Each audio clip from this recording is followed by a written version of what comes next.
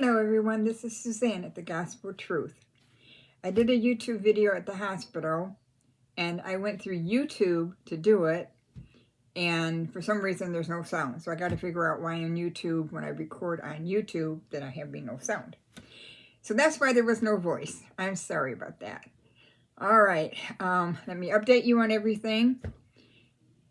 Since Tuesday, it's been a whirlwind around here.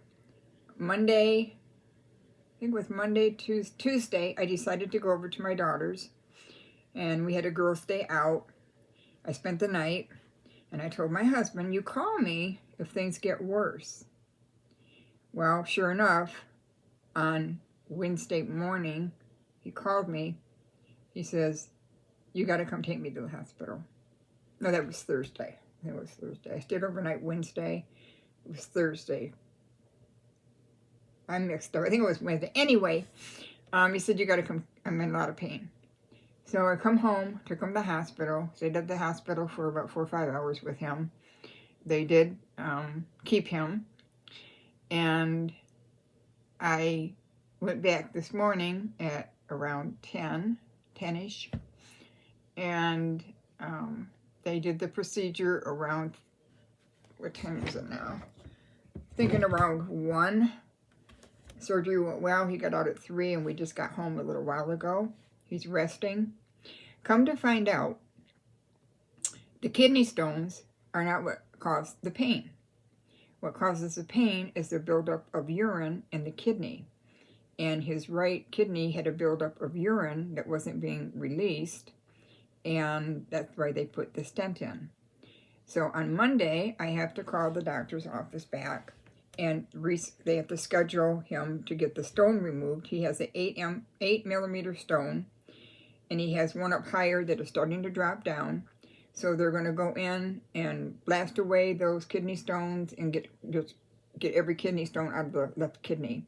He also has it on the right side, which we'll talk about that at a later date. But it has been a hectic 3 or 4 days here. I'm very tired, but I'm still here, right? Well, I wanted to come on and catch you up, and so you could hear me actually speaking. While we're here, let's get caught up a little bit. We got a little bit behind. I'll probably be after today. I'll be back on Monday. I've got a few things to do in the morning, but I should be able to come on in the afternoon. Hopefully every day next week I'll be able to come on. We'll get back on a more regular schedule. Things will be settled down. Every time I say things will be settled down, something else pops up. We just don't know, do we? All right. We started in this each new day, Corrie ten Boom, her little devotionals, and we are going to start on Monday this Tramp for the Lord. We are putting on hold our Ephesians, Philippians, and Colossians study. When we get done with this book, we'll probably then start back in our regular Bible studies. But in the meantime, these short little devotionals give us a lot to think about. So we got the 3rd, 4th, 5th to do, and the 6th today, and then we'll be all caught up. And then I'll probably do tomorrow's today, the 7th, and then the 8th, I believe, is Monday. So they're very short, but they're very good. So let's get started. January 3rd, stand as victors. Jesus is victor. Calvary is the place of victory. Obedience is the pathway of victory. Bible study and prayer, the preparation. Courage, faith, the spirit of victory. Every temptation is a chance for a victory. A signal to fly the flag of our victor. A chance to make the tempter know anew that he is defeated. Roy Henson writes in Calvary Road, Jesus is always victorious. We have only to keep the right relationship with him, and his victorious life will flow through us and touch other people. And how do we do it? Put on the whole armor of God. Thank you, Lord Jesus, that you have won the victory for us. Amen to that. All right, January 4th was the vital fellowship. How can I nourish the life abundant? The Lord will show you. Be patient and wait for his direction. In the meantime, read the Bible, Meet with other children of God to pray together. Prayer fellowship is vital for your health as a Christian and to accomplish God's work. Talk much with your Savior. He knows, He loves, and He cares. How do we do this? Pray constantly. 1 Thessalonians 5:17. Lord, teach us to pray. Some people have difficulty praying. They don't know what to say. They're uncomfortable with it. Some people say, well, God already knows. Why do I have to ask Him or tell Him? They don't understand that through prayer we form a deeper relationship with Jesus and our Lord and Savior. And we have to remember that. All right. Then we're going to look at the fifth. I think these are marvelous little studies here. Do you look like the Lord? Interesting question. Do you look like the Lord? It is dark in the world. The mist is getting thicker and thicker. Where there is no vision, the people perish. The Lord is not willing to keep us in the dark, but wants to guide us with His victorious light. We are asking God that you may see things, as it were, from His point of view by being given spiritual insight and understanding. We also pray that your outward lives, which men see, may bring credit to your Master's name, and that you may bring joy to His heart by bearing genuine Christian fruit, and that your knowledge of God may grow deeper. Colossians 1:9-10. Lord, what a comfort that your insight and vision are perfect. Please help me see things from your point of view. Try to look through Jesus' eyes. When you're looking at people, try to vision them as Jesus would see them, the compassion Jesus would have on them, the love and kindness and encouragement will win people over every time. Okay, the next one is for January 6th. Well, that's today. All right. Oh, what a day. What in the world God's doing? What in the world God's doing? God chose this world to be the arena of His plan, the center of what He has set Himself to do. Watchman Nee. Ephesians 1:9-11. For God has allowed us to know the secret of His plan, and it is this. He purposes in His sovereign will that all human history shall be consummated in Christ, that everything that exists in heaven or earth shall find its perfection and fulfillment in Him. And here is the staggering thing, that in all which will one day belong to Him, we have been promised a share. And that's from the Phillips translation. So by reading the Bible, God gives us a secret of His plan, and He wants us to follow that, because everything that exists in heaven or earth shall find its perfection and fulfillment in Him. That's where you find contentment. That's where you find peace. That's where you find hope. In the Lord. We have to be spiritually equipped with the armor of God. When you wear that armor and you use it, you're going to win every time against Satan. Something happens, stop. What would Jesus do? How would Jesus want me to handle this situation? Stop, look, and listen. And then speak. Lord, what a comfort it is to see your perfect blueprint of this world. Thank you for making your plan clear to us while we live in the midst of the chaos of today. This is huge. This is huge. Thank you for making your plan clear to us while we live in the midst of chaos of today. When we are in Christ, we see the world through Christ's eyes. Christ makes it clear how we are to live in the midst of this chaos of today. I'm sure you've all seen those lists of, if you're hurting, they have the scriptures you go to. If you want to pray, if you have discouragement, and these lists are very good to have on hand. It's a handy reminder, like, yeah, I need some scriptures on faith today. And you have it right there to look them up and to feed your soul and to keep the word in the forefront of your mind. All right, we're going to do Sundays, and then we'll be right on schedule for Monday. I hope you're enjoying these as much as I do. Corey Ten Boom is something else. She just is something else. Stepping stones of faith. It has been said that the removal of small stones, which frequently encumber the fields, does not always increase the crop.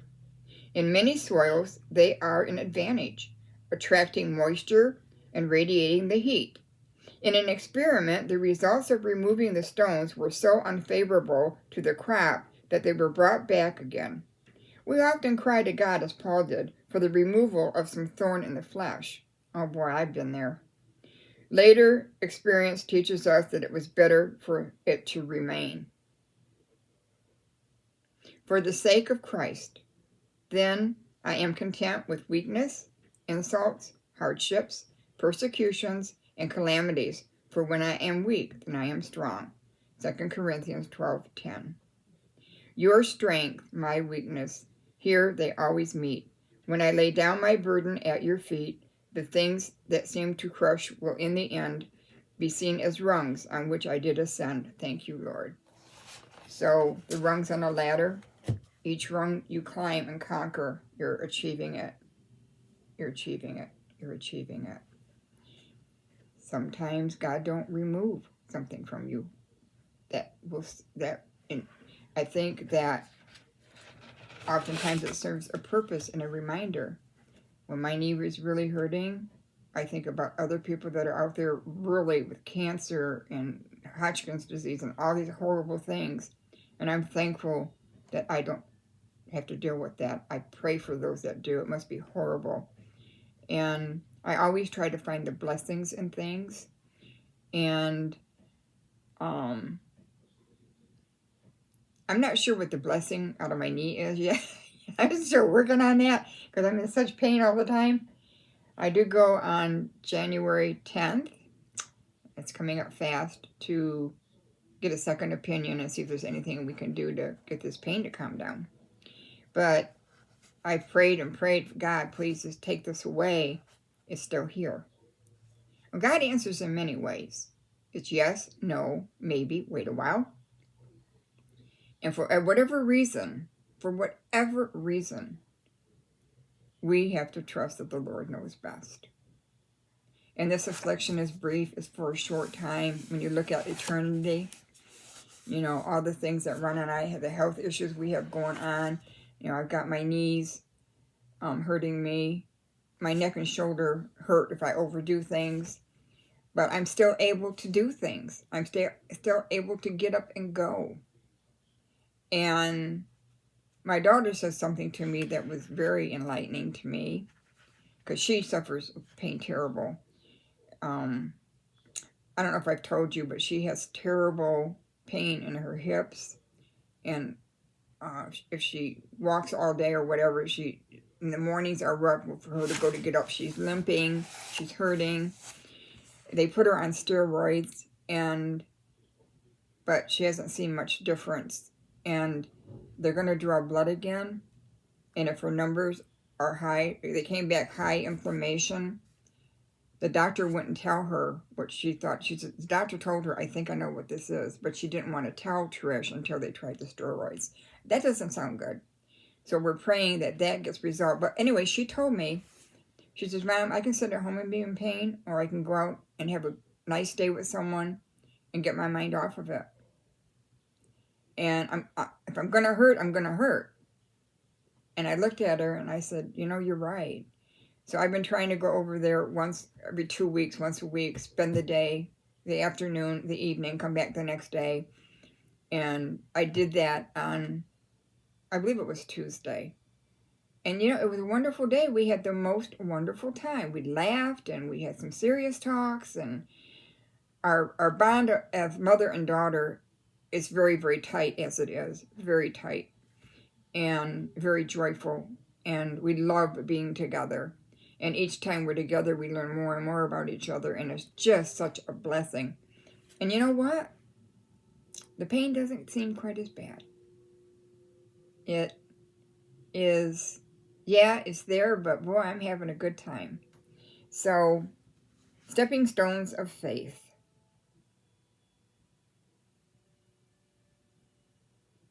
For the sake of Christ, then, I am content with weakness, insults, hardships, persecutions, and calamities. For when I am weak, then I am strong.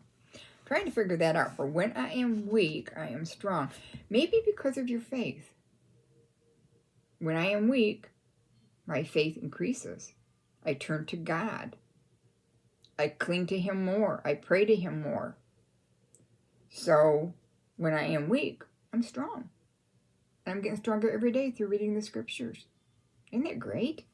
Well, I hope you've enjoyed the devotionals. We are all caught up. That is fantastic. And on Monday, we'll start back with a short devotional, and we'll be reading from Tramp from the Lord. All right, my plan for the new year, cross all my fingers, because you never know what's going to happen day to day. But my plan is to make some more hats all throughout the year to give away next winter. I've got a bucket full now made that I'm trying to think of where I'm going to take them to. I might take them to Oakland Hope for them to give out to people that need hats. We have several poor areas around us that could need a lot of things. And I'm going to work on the dishcloth bloomers. I told you about that. And I told you I got the 2 Afghans to finish up. So, but before we go, I have something cute to show you. I love these little solar dudes. Here's a solar panel. You stick them in the window when there's sun out, and his little things start moving. His head bobbles, and these wings go. I've got that one. And then at the Christmas party, my daughter had one of the bags we got as a prize winning a game was this. And I was like, oh, yeah, I love those. And this is a little swing. And Santa swings when the solar light hits it. So they have to have the light. And then I got this little snowman one. I forgot where I picked this one up at. But these, I absolutely am thrilled to pieces with these. I've got 2 of these. But no, I got 1 of these and 2 of the other. But his head bobbles. It's so cute when they're in the window. And then I've got 2 of these. I don't know where I picked up the second one at. But if I'm out, some of them I get at the Salvation Army. I always look for these. In fact, I did get this one at the Salvation Army. And I paid very little for it. And then here's a snowman. He bobbles. And I got 2 of these. And they're my little friends. I don't have them in the window today because it's so overcast and it's cold and it's lightly snowing. And I thought, well, no sense putting them in the window. They're not going to get that much sun. But yeah, that's when I'm trying to get myself organized enough. I still have I got a lot of stuff done, but I still have a lot more to do, which I will get to it. But I just want to thank everybody. You guys are so great to me. You're praying for me, and you tune in and you listen to me. And I'm just a person like you are. I love the Lord. I love to study His Word. I love to share His Word. That's why I started this channel. And it's all about Jesus. And I tell you about my life, what's going on. If you need any prayer requests or you want to share something, please write something in the comments. I love reading the comments. I really do. I read each and every one of them.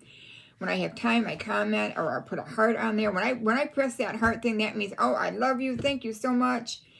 Yeah, it's great. And you guys are so great. And I'm looking forward to being with you, whatever 2024 brings into all of our lives. We're here together to share and to comfort. I'm going to cry if I don't stop. So anyway, all right, you have a blessed day in the Lord. This is Suzanne, and I will be back, Lord willing, on Monday. Take care, everyone. Bye-bye. And Mama Sue, I will be getting your package out Monday or Tuesday of this week. I was going to do it, and then I come home, had to take Ron to the hospital, and things got off track a little bit, but it's coming, sweetie, and I put a little something extra in it. All right, bye, everyone.